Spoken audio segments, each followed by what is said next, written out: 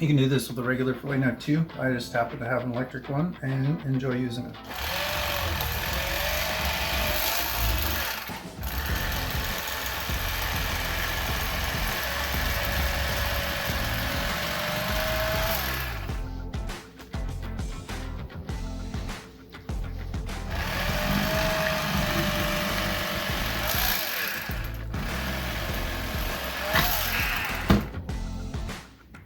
So you get the ribs that are left in here, and then this row of bones that runs down, which we'll work on that in a minute.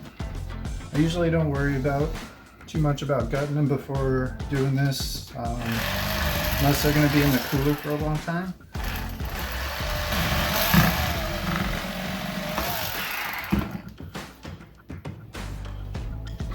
Whether you're using a fillet knife or just a regular knife on this next part, you want to make sure your knife is very, very sharp.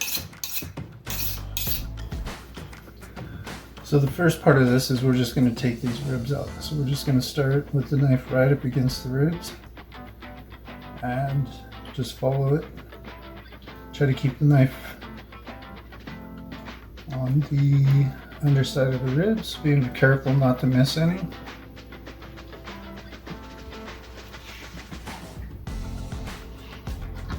So there's one row of bones that goes straight all the way through out to the fish's lateral line, just above the ribs. It attaches to the spine. These are the little bones that everybody ends up picking off. If you take your knife and just run it against those, you'll be able to see them. They run at an angle, so you want to tip the knife a little bit, start right along the edge of them.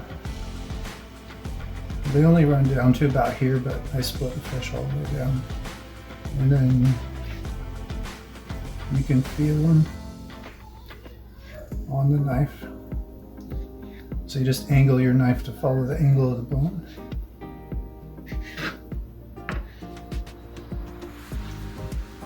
And then I just usually run my finger along that to make sure there's no bones that I missed, got on the wrong side.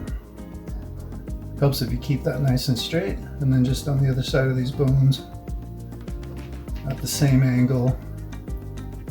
So here's our boneless trout pieces. We'll give this a quick rinse in water, throw it in a Tupperware container and set it in the fridge to keep the meat nice and cold, and then we'll start prepping for the rest of the meal.